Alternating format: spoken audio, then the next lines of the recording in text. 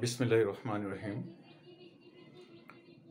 শিক্ষার্থীবৃন্দ, আমি তোমাদের উদ্দেশ্যে আমার আজকের অনলাইন ক্লাসে আরেকটি গুরুত্বপূর্ণ ক্লাস নিয়ে হাজির হয়েছি। আমি আজকে যে বিষয়টি নিয়ে উপস্থিত হয়েছি সে বিষয়টি হচ্ছে নবম ও দশম শ্রেণীর ভূগোল ও পরিবেশ বিষয়ের চতুর্থ অধ্যায়ের পৃথিবীর অভ্যন্তরীণ ও বাহ্যিক গঠন, অর্থাৎ পৃথিবীর অভ্যন্তরীণ ও বাহ্যিক গঠন, এই টপিকসটি নিয়ে। তো এই টপিকসটির আজকে যে শিখন ফলটি নিয়ে আমি তোমাদের সামনে আলোচনা করব, সেটি একটি গুরুত্বপূর্ণ দুর্যোগের বিষয়ই বলবো আমি। সেটা একটি গুরুত্বপূর্ণ দুর্যোগ, সেটি হচ্ছে ভূমিকম্প, সুনামি ও আগ্নেয়গিরির অগ্নি উৎপাত, এই বিষয়টি সম্পর্কে। শিক্ষার্থীবৃন্দ, আশা করি তোমরা যে যেখানে আছো মনোযোগ সহকারে আমার এই ক্লাসটি শুনবে এবং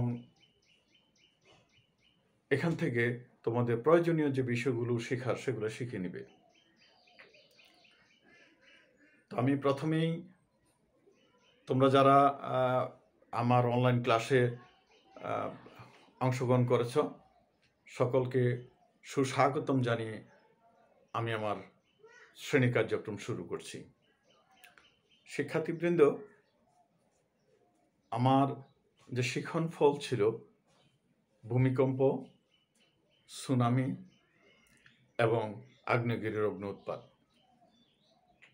তো ভূমিকম্প এবং সুনামি এই বিষয়টি আমি আমার পূর্ববর্তী ক্লাসে বিশদভাবে ব্যাখ্যা করেছি। আজকে ওইদিকে বিশদভাবে আলোচনা না করে সংক্ষেপে আমরা শুধু ভূমিকম্প কি সুনামি কি দুটি বিষয় আলোচনা করে আমি আমার আজকের যে টপিকস আগ্নেয়গিরি, সে আগ্নেয়গিরির অগ্নি উৎপাতে আমরা চলে যাব। শিক্ষার্থীবৃন্দরা, আমরা প্রথমেই জানব ভূমিকম্প কি। আমরা আমাদের আগের যে ক্লাসে আলোচনা করেছিলাম সে আলোচনার সূত্র ধরেই বলছি যে পৃথিবীর কঠিন ভূত্বকের কোনো অংশ প্রাকৃতিক কোনো কারণে কখনো কখনো অল্প সময়ের জন্য হঠাৎ কেঁপে ওঠে। ভূত্বকের এরূপ আকস্মিক কম্পনকে ভূমিকম্প বলে। আমি আবার বলছি, মনোযোগ দিয়ে শোনো। পৃথিবীর কঠিন ভূত্বকের কোনো অংশ প্রাকৃতিক কোনো কারণে কখনো কখনো অল্প সময়ের জন্য হঠাৎ কেঁপে ওঠে। ভূত্বকের এইরূপ আকস্মিক কম্পনকে ভূমিকম্প বলে। এখন আমরা যাব সুনামি সম্পর্কে। শিক্ষার্থীবৃন্দ, সুনামি একটি জাপানি শব্দ।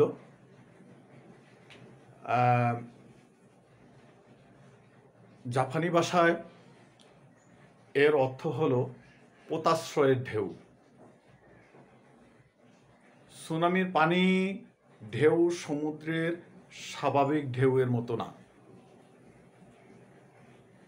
সুনামির পানির ঢেউগুলো একের পর এক উঁচু হয়ে আসতেই থাকে, তাই একে ঢেউয়ের রেলগাড়ি বা ওয়েভ ট্রেন বলে আখ্যায়িত করা হয়।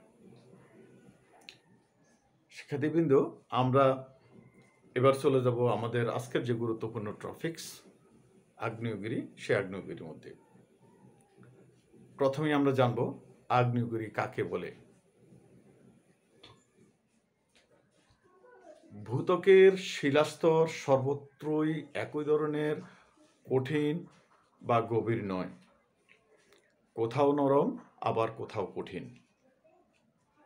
কোনো কোনো সময় ভূগর্ভের চাপ প্রবল হয়ে শিলাস্তরের কোনো দুর্বল অংশ ফেটে যায় বা সুড়ঙ্গের সৃষ্টি হয়।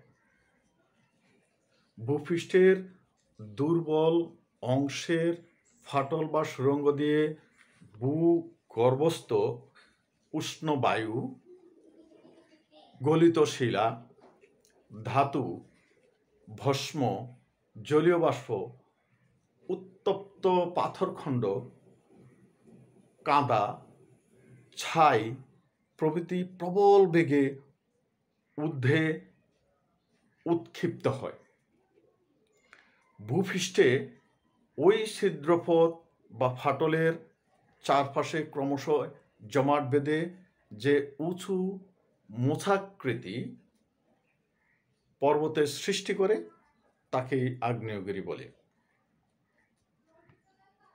অর্থাৎ সহজ কথায় আমরা এটুকু বলবো যে ভূগর্ভের যে ফাটল থেকে বা সুড়ঙ্গ দিয়ে ভূগর্ভস্থ যে উষ্ণবায়ু, তারপরে গলিত শিলা, ধাতু, ভস্ম, জলীয় বাষ্প, উত্তপ্ত পাথরখণ্ড, কাদা, ছাই এগুলো প্রবল বেগে ভূমিতে উৎক্ষিপ্ত হয়। উৎক্ষিপ্ত হওয়ার ফলে এটির মুখে যে মোছাকৃতি একটি পর্বতের সৃষ্টি করে, সেই পর্বতটা কি বলা হয়? আগ্নেয়গিরি। আগ্নেয়গিরির মুখে জ্বালামুখ এবং জ্বালামুখ দিয়ে নির্গত গলিত পদার্থকে লাভা বলে। এখন আমরা যাব আগ্নেয়গিরির অগ্ন্যুৎপাতের কারণ। ভূত্বকের দুর্বল স্থান বা ফাটল দিয়ে ভূ অভ্যন্তরের গলিত ম্যাগমা, ভস্ম, ধাতু প্রবল বেগে বের হয়ে অগ্ন্যুৎপাতের ঘটায়। 1, 2, যখন ভূপৃষ্ঠের চাপ কমে যায় তখন ভূগর্ভের স্থিতিস্থাপক ব্যবস্থা থেকে তরল অবস্থায় পরিণত হয়। এতে শিলার আয়তন বৃদ্ধি পায়। ফলে তরল পদার্থ দুর্বল স্থান ভেদ করে প্রবল বেগে উৎক্ষিপ্ত হয়ে অগ্ন্যুৎপাতের সৃষ্টি করে। 3, কখনো কখনো ভূত্বকের ফাটল দিয়ে নদী, নালা, খাল, বিল, সমুদ্রে পানি ভূগর্ভে প্রবেশ করলে প্রচণ্ড উত্তাপে বাষ্পীভূত হয়। ফলে আয়তন বৃদ্ধি পেয়ে ভূত্বক ফাটিয়ে দেয়। তখন ওই ফাটলের ভিতর দিয়ে পানি, বাষ্প, তপ্ত শিলা প্রভৃতি নির্গত হয়ে অগ্ন্যুৎপাত ঘটায়। 4 নম্বরে, ভূগর্ভে নানা রাসায়নিক ক্রিয়া, বিভিন্ন তেজস্ক্রিয় পদার্থের প্রভাবে প্রচুর তাপ বৃদ্ধি পেয়ে গ্যাসের সৃষ্টি হয়। তাতে ভূ অভ্যন্তরের চাপ বৃদ্ধি পায় এবং অগ্ন্যুৎপাত ঘটায়। 5 নম্বরে, ভূ আন্দোলনের সময় পার্শ্বচাপে ভূত্বকের দুর্বল অংশ ভেদ করে এই উত্তপ্ত তরল লাভা উপরে উত্থিত হয়। এভাবে ভূ আন্দোলনের ফলেও অগ্ন্যুৎপাত ঘটায়। এখন আমরা যাব আগ্নেয়গিরির প্রকারভেদ সম্পর্কে জানতে। শিক্ষার্থীবৃন্দ, অগ্ন্যুৎপাতের ভিত্তিতে আগ্নেয়গিরিকে প্রধানত 3টি ভাগে ভাগ করা যায়। এর একটিকে বলা হয় সুপ্ত আগ্নেয়গিরি, একটিকে বলা হয় মৃত আগ্নেয়গিরি, আরেকটিকে বলা হয় সক্রিয় আগ্নেয়গিরি। অর্থাৎ একটি সক্রিয়, একটি সুপ্ত, আর একটি মৃত। এখন সক্রিয় আগ্নেয়গিরিটা কি আমরা একটু দেখি। যেসব আগ্নেয়গিরির অগ্ন্যুৎপাত কখনো বন্ধ হয়নি, অর্থাৎ প্রতিনিয়তই আগ্নেয়গিরির অগ্ন্যুৎপাত হচ্ছে, এরূপ আগ্নেয়গিরিকে সক্রিয় আগ্নেয়গিরি বলে। যেমন হাওয়াই দ্বীপের মাউনালেয়া ও মাউনা কেয়া এই দুটি আগ্নেয়গিরি হচ্ছে সক্রিয় আগ্নেয়গিরি। এরপরে হচ্ছে সুপ্ত আগ্নেয়গিরি। যেসব আগ্নেয়গিরির অগ্ন্যুৎপাত এখনো বন্ধ আছে, যে কোনো সময় আবার আগ্নেয়গিরির অগ্ন্যুৎপাত হতে পারে। আমি আবার বলছি, যেসব আগ্নেয়গিরির অগ্ন্যুৎপাত বহুকাল আগে বন্ধ হয়ে গিয়েছে, যে কোনো সময় আবার অগ্ন্যুৎপাত হতে পারে, এরূপ আগ্নেয়গিরিকে সুপ্ত আগ্নেয়গিরি বলে, যেমন জাপানের ফুজিয়ামা আগ্নেয়গিরি। 3 নম্বরে হচ্ছে মৃত আগ্নেয়গিরি। যেসব আগ্নেয়গিরি দীর্ঘকাল ধরে নিষ্ক্রিয় আছে, ভবিষ্যতে অগ্ন্যুৎপাতের আর কোনো সম্ভাবনা নেই, এরূপ আগ্নেয়গিরিকে বলা হয় মৃত আগ্নেয়গিরি, যেমন ইরানের কোহি সুলতান, এই জাতীয় আগ্নেয়গিরি। এখন আকার ও আকৃতির উপর ভিত্তি করে আগ্নেয়গিরিকে আরও কয়েকটি শ্রেণীতে ভাগ করা হচ্ছে। এর মধ্যে কিছু আছে শিল্ড আগ্নেয়গিরি, স্ট্র্যাটো আগ্নেয়গিরি, সিন্ডার কোন আগ্নেয়গিরি ইত্যাদি আগ্নেয়গিরিগুলো। তো শিক্ষার্থীবৃন্দ, আমরা যখনই আগ্নেয়গিরির সম্পর্কে পড়ব, তখন আগ্নেয়গিরির প্রকারভেদ এবং আরও যে উপপ্রকারভেদগুলো আছে সেগুলো সম্পর্কে আমরা বিশদভাবে জেনে এবং পৃথিবীর কোন প্রান্তে কোন ধরনের আগ্নেয়গিরি অবস্থিত, আমরা সেই বিষয়গুলো মনোযোগ সহকারে শ্রবণ করব, আশা করছি ইনশাল্লাহ।